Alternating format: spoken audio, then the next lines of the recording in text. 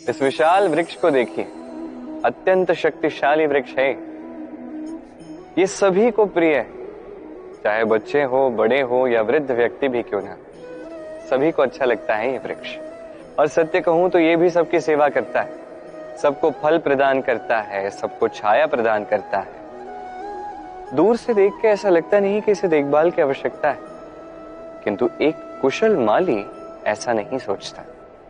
वो समय समय पर बारीकी से इसका निरीक्षण करता है, देखता है यदि कोई ऐसी शाखा है जिसको रोग लग गया है तो उसे काट कर अलग कर देगा। यदि कोई शाखा है जो मृत है तो उसे अलग कर देगा। और ऐसे देखभाल रखने के कारण से ही ये वृक्ष इसी प्रकार स्वस्थ रहता है, शक्तिशाली रहता है, सबकी सेवा कर पाता है। आपको भी स्वयं के साथ यही करना चाहिए। स्वयं के लिए आपको एक कुशल माली बनना होगा, रक्षा करनी होगी अपने शरीर की, अपने मन की। शरीर यदि किसी रोग से ग्रस्त हो जाए तो औषध ग्रहण करने पड़ेंगे। यदि मन किसी अनुचित व्यसन में ग्रस्त हो जाए तो इससे स्वयं को मुक्त करना होगा। आप स्वयं का ध्यान रखेंगे तभी आप भी इस वृक्ष की भांति बनेंगे। ये वृक्ष जो सबका प्रिय है, जो सबकी सेवा कर सकता है। आइए और मेरे साथ प्रेम से कहिए, राधे राधे। ये है वट का एक बीज।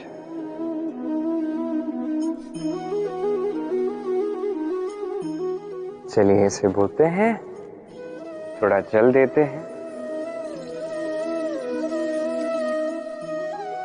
अब यहां पे वट का एक विशाल सा वृक्ष आएगा, किंतु कैसे? कौन इसमें सहायता करेगा? कौन इसे संभव करवाएगा? प्रकृति। जी हाँ, इस संसार में जो भी बनता है या जो भी बिगड़ता है उसके लिए उत्तरदायी प्रकृति ही होती है। प्रकृति के कारण ही तो धूप आती है, उसी के कारण ही तो वर्षा होती है, जल मिलता है। उसी के कारण ये वट का बीज वट के विशाल वृक्ष में परिवर्तित होगा। किंतु किसी मनुष्य को देखिए, मनुष्य कहता है कि इस वृक्ष पे मेरा अधिकार है। क्यों? क्योंकि मैंने इस बीज को बोया है। अब सारा कार्य प्रकृति करे और सारा श्रेय मनुष्य ले जाए, क्या ये उचित है? कदापि नहीं। अब इसी का उत्तर प्रकृति में ही छिपा है। कभी कोई पक्षी भी किसी बीज को बो देता है, वहां एक वृक्ष आ जाता है, उस पर फल लगते हैं, वो पक्षी उस फल को खाता है, किंतु शेष सभी पक्षियों को, प्राणियों को वहां का फल खाने से मना नहीं करता। उस वृक्ष पर अपना अधिकार स्थापित करने का प्रयास नहीं करता, सब में बांटता है। और यही हमें करना चाहिए। जो प्रकृति से आया है उसे पुनः प्रकृति तक लौटने दें, ये सबसे अधिक आवश्यक है। पंछी की भांति बनिए, तभी आपका मन भी इस आकाश में उड़ना सीखेगा और मन प्रसन्न होकर कहेगा, राधे राधे। जल जीवन का आधार है, ये पंच तत्वों में से एक और अत्यंत विशेष। इसे एक बहुत बड़ी सीख मिलती है। ये जल, इसे अपने गंतव्य का ज्ञान है, ये जानता है इसका लक्ष्य क्या है और प्रयास करके वहां तक पहुंच ही जाता है। ये पर्वतों से बहता है, गिरता है, नदी में समा के उसके साथ बहता है, वनों को हरा भरा करता है, प्राणियों की प्यास बुझाता है, आगे बढ़ता है, मनुष्यों से भेंट करता है। ये इसे बांधों में बांध के रख देते हैं, ये बंध भी जाता है, मनुष्यों का कल्याण करता है, फिर बांध से छूटकर आगे बढ़ता है। कहीं टकराता है, कहीं गिरता है, कहीं से मार्ग नहीं मिलता तो मार्ग ढूंढ लेता है, कहीं मार्ग होता नहीं है तो वहां मार्ग बना लेता है और अंततः अपने लक्ष्य तक पहुंच जाता है, अर्थात समुद्र में जाके समाहित हो जाता है। हमें भी कुछ इसी प्रकार होना चाहिए। जहां से भी जाओ सबका कल्याण करो, आगे बढ़ो। आप कभी टकराओगे, गिरोगे, चोट लगेगी, उतार चढ़ाव सभी आएंगे, आगे बढ़ते रहो। कहीं मार्ग ना मिले तो ढूंढो, कहीं मार्ग ना हो तो बनाओ।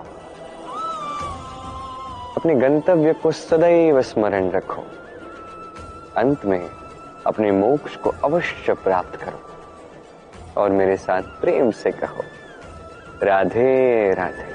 आज हम बात करते हैं दो प्रकार के व्यक्तियों की। पहला व्यक्ति वो जो आवश्यकता से कहीं अधिक धन अर्जित कर लेता है। उसके पास उतना धन होता है जिसकी उसे आवश्यकता भी नहीं होती, तब भी और धन अर्जित करने की चेष्टा में लगा रहता है। हर संभव प्रयास करता है, हर कर्म करता है, चाहे कर्म उचित हो या अनुचित, उससे उसे कोई अंतर नहीं पड़ता। बस उसे इस संसार का सारा सुख अनुभव करना है, सारी सुविधाएं अनुभव करनी है। आजीवन प्रयास ही करने में लग जाता है। अब इस सब के साथ उतना तनाव भी आता है, उतनी चिंता भी आती है। इसका सारा जीवन प्रयास करने में निकल जाता है जीवन जीने के स्थान पर। एक है दूसरा व्यक्ति जो जानता है कि उसकी आवश्यकता कितनी है और केवल उतना ही धन अर्जित करता है, उससे अधिक तनिक भी नहीं। उसे 2 समय का भोजन मिल गया, सर के ऊपर छत मिल गई, पर्याप्त है। इसे में आनंद के साथ जीवन व्यतीत करता है, न व्यर्थ की चिंता पालता है, न व्यर्थ का तनाव लेता है।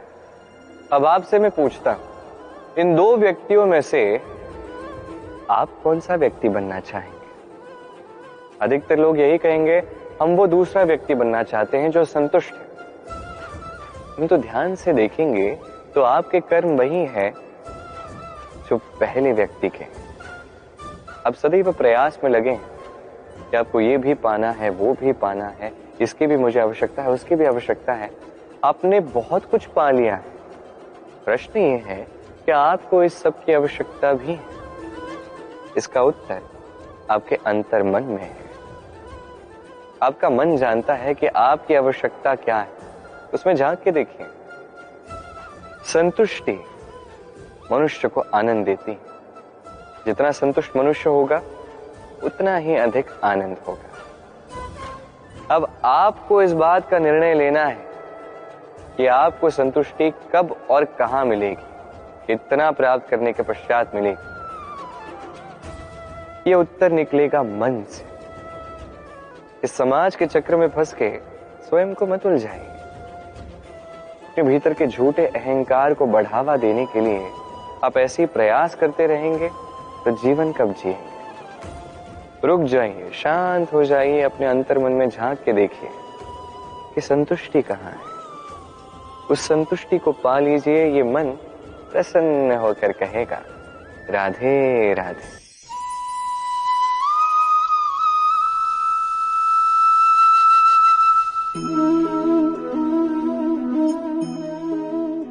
मोहन के बांसुरी का ये सुर, ये संगीत भला किसे नहीं भाता, सभी को मोहक लगता है। अब ये स्वर आता कहां से? कोई कहेगा कृष्ण के हृदय से। सत्य है, ये स्वर हृदय से निकलता है, पर प्रकट होता है इस बांसुरी से। इस बांसुरी को देखिए, इन छिद्रों को देखिए। हर सुर से अपना एक स्वर निकलता है। अब जो व्यक्ति इन सभी स्वरों को समझता है, इसमें निपुण है, वो इस बांसुरी से जो भी धुन बजाएगा वो तो मधुर होगी। अब ऐसा ही कुछ जीवन के साथ भी है। जीवन के कुछ आयाम होते हैं, अर्थ, कुटुंब और अध्यात्म। यदि जीवन का हर क्षण सुखद हो ऐसा आप चाहते हैं तो इन 3 आयामों में आपको निपुण होना होगा। किसी भी एक आयाम में यदि आप अधिक झुक गए तो शेष 2 आयामों से जो सुख प्राप्त होना है वो नहीं होगा। धन अर्जित करना है परिवार के लिए, परिवार का सुख है मन की शांति के लिए, मन की शांति है मन की शुद्धता के लिए।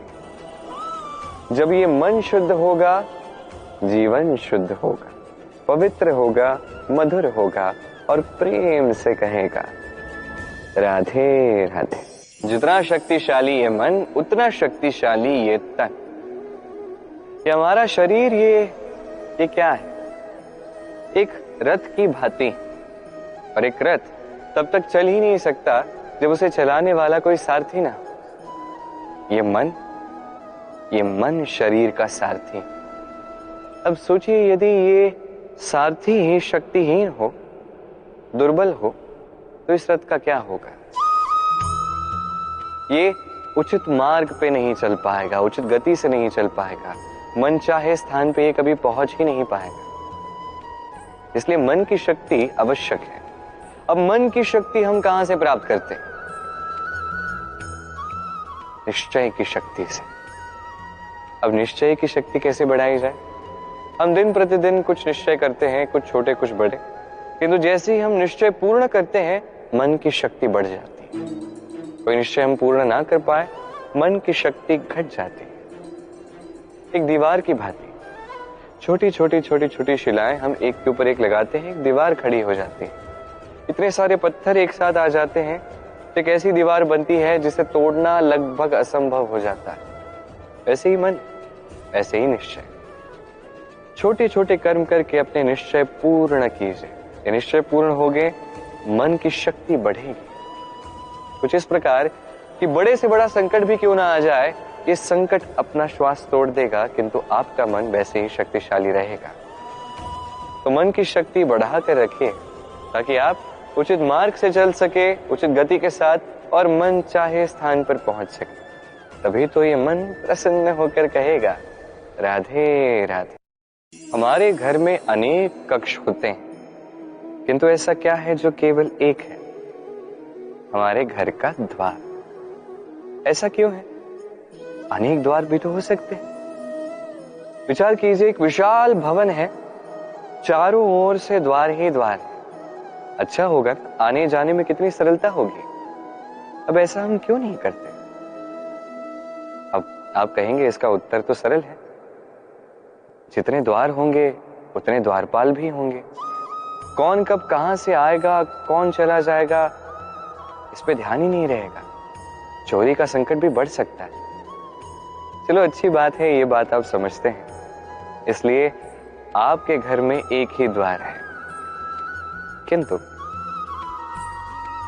आपके मन का क्या? क्या आपके मन पर भी कोई द्वार लगा है? नहीं। अर्थात कोई भी व्यक्ति कहीं से भी आ सकता है और आपके मन में कुछ भी डाल के चला जा सकता है। बिना किसी रोक टोक के कोई व्यक्ति आके कोई भी विचार मन में डाल देगा, चाहे वो हमारे लिए शुभ हो, अशुभ हो या घातक भी क्यों ना। वो विचार हो सकता है वासना से भरा, क्रोध से भरा, मतभेद से भरा, द्वेष से भरा, अहंकार से भरा, या कोई व्यर्थ का विचार हो सकता है। विश्व का कोई भी विचार मन में आके बैठ सकता है। अब मन में जो विचार है ऐसा ही मन अनुभव करेगा। सभी नकारात्मक विचार आएंगे तो सुख कहां से ये मन अनुभव करेगा? इसलिए आवश्यक है कि मन पे हम सकारात्मकता का द्वार लगाएं। अर्थात कोई भी विचार आए, यदि सकारात्मक हो तो प्रवेश करने दीजिए। यदि वो आपको आर्थिक, सामाजिक, पारिवारिक, आध्यात्मिक लाभ दे तो उसे प्रवेश करने दीजिए। यदि नहीं, यदि वो नकारात्मक विचार है तो उसे द्वार से ही पुनः लौटा दे। जितने शुभ विचार आएंगे इस मन में, उतना ही शुभ ये जीवन होगा। और ये मन प्रसन्न होकर कहेगा, राधे राधे।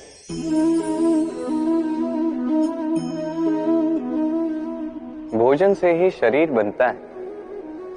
बालपन से लेके अब तक जो भी आपका भोजन रहा है, जो आपका आहार रहा है, उसी के अनुसार आज आपका शरीर है। ये भोजन अत्यंत महत्वपूर्ण है, इसलिए इसके हर अंग को समझना अत्यंत आवश्यक है। पहला अंग कि हम क्या ग्रहण कर रहे हैं, ये भोजन आग किस स्थान से रहा है, ये समझिए। दूसरा अंग, भोजन बना कौन रहा है। अब सर्वश्रेष्ठ तभी होता है जब माता के हाथ का भोजन मिलता है, किंतु यदि माता के हाथ का भोजन आपको प्राप्त भी ना हो तो उस व्यक्ति को भोजन बनाना चाहिए जो सात्विक हो। तीसरा अंग, किस स्थान पर आप भोजन कर रहे हैं। जिस स्थान पर आप भोजन कर रहे हैं उसे सात्विक होना चाहिए। वो अत्यंत आवश्यक है। और चौथा और सबसे महत्वपूर्ण अंक, कि जो भोजन आप कर रहे हैं वो जहां से आपको प्राप्त हुआ है, जिस किसान से आपको प्राप्त हुआ है, जिस स्थान पर बैठकर आप भोजन ग्रहण कर रहे हैं, उसका आभार व्यक्त कीजिए और भोजन पूर्ण रूप से समाप्त कीजिए। तभी ये भोजन आपको सुखी जीवन देगा, स्वस्थ शरीर देगा और ये मन ये प्रफुल्लित होकर कहेगा, राधे राधे।